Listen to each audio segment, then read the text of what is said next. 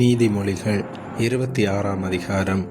உஷ்ண காலத்திலே உறைந்த பனியும் அறுப்பு காலத்திலே மழையும் தகாதது போல மூடனுக்கு மகிமை தகாது. அடைக்கலான் குருவி அலைந்து போவது போலும், தகைவிலான் குருவி பறந்து போவது போலும் காரணமில்லாமல் இட்ட சாபம் தங்காது. குதிரைக்கு சவுக்கும் கழுதைக்கு கடிவாளமும் மூடனுடைய முதுகுக்கு பிரம்பும் ஏற்றது.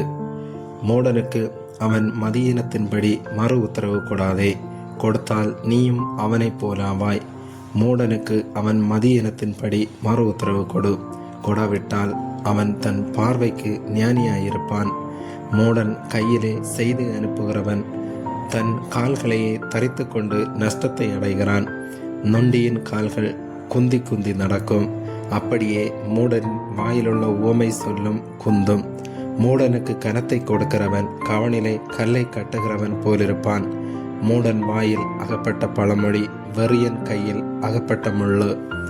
பலத்தவன் அனைவரையும் நோக பண்ணி மூடனையும் வேலை கொள்ளுகிறான், மீறி நடக்கிறவர்களையும் வேலை கொள்ளுகிறான்.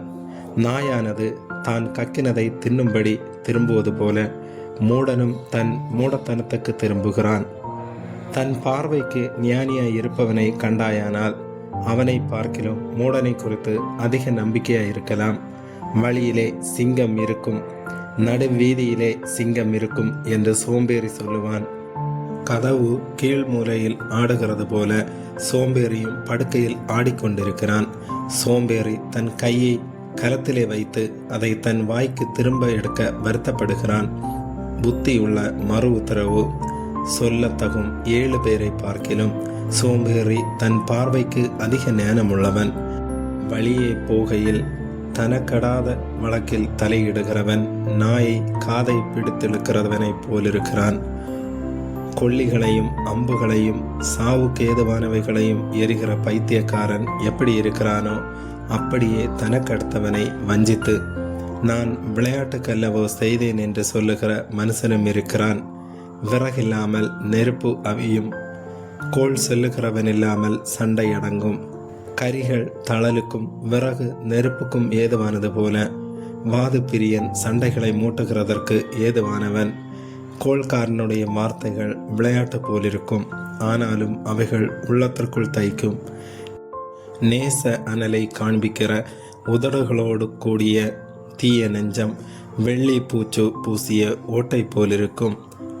பகைஞன் தன் உள்ளத்தில் கபடத்தை மறைத்து தன் உதடுகளினால் சூது பேசுகிறான்.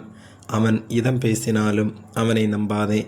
அவன் இருதயத்தில் 7 அருவருப்புகள் உண்டு. பகையை வஞ்சகமாய் மறைத்து வைக்கிறவனவனோ அவனுடைய பொல்லாங்கு மகா சபையிலே வெளிப்படுத்தப்படும். படுகுழியை வெட்டுகிறவன் தானே அதில் விழுவான். கல்லை புரட்டுகிறவன் மேல் அந்த கல் திரும்ப விழும். கள்ள நாவு தன்னால் கிளேசப்பட்டவர்களை பகைக்கும். இச்சகம் பேசும் வாய் அழிவை உண்டு பண்ணும். ஆமேன்.